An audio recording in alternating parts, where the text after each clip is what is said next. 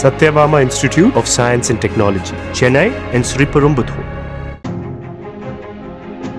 விண்வெளி வீராங்கனையான சுனிதா வில்லியம்ஸ் இன்னும் 2 தினங்களில் பூமிக்கு திரும்ப உள்ள நிலையில் அவர் இயல்பு நிலைக்கு திரும்ப 1 வருட காலம் ஆகும் என விஞ்ஞானிகள் தெரிவித்துள்ளனர்.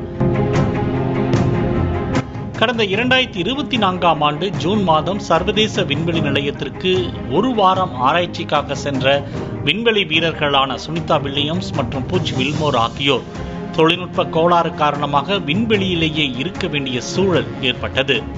இந்நிலையில் கடந்த 9 மாதங்களாக விண்வெளி மையத்தில் இருக்கும் சுனிதா வில்லியம்ஸ் மற்றும் பூச் வில்மோர் ஆகியோரை அழைத்து வர புறப்பட்ட ஸ்பேஸ் எக்ஸ் நிறுவனத்தின் டிராகன் விண்கலம் சர்வதேச விண்வெளி மையத்தை அடைந்துள்ளது.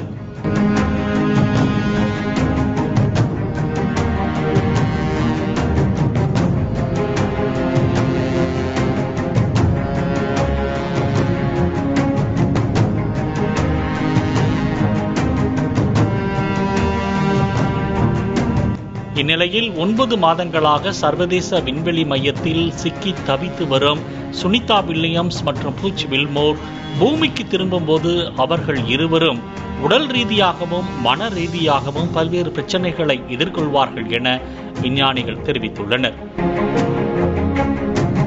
விண்வெளியில் நீண்ட நாட்கள் தங்கியிருக்கும் வீரர்களின் எலும்புகள் மற்றும் தசை நாறுகள் பலவீனமடைந்திருக்கும். பிறந்த குழந்தையின் கால் பாதங்கள் எவ்வளவு மென்மையானதாக இருக்குமோ அந்த அளவிற்கு இருவரின் பாதங்களும் மாறி இருக்குமா. இதனால் தரையில் கால் ஊன்றி நடப்பதில் சிக்கல் ஏற்படக்கூடும். மேலும் பார்வைத்திறன் பாதிப்பு தொடங்கி கதிரியக்க தாக்கத்தால் செல்கள், இரத்த அணுக்கள் பாதிப்பு உள்ளிட்ட பல்வேறு பாதிப்புகள் ஏற்படும் என விஞ்ஞானிகள் பட்டியலிட்டுள்ளனர்.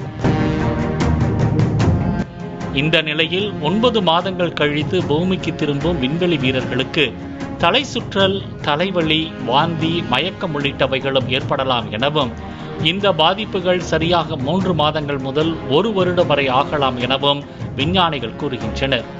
ஆனால் முறையான உடற்பயிற்சி மூலம் விண்வெளி வீரர்கள் இதற்கு தீர்வு காணலாம் எனவும் தெரிவிக்கப்பட்டுள்ளது.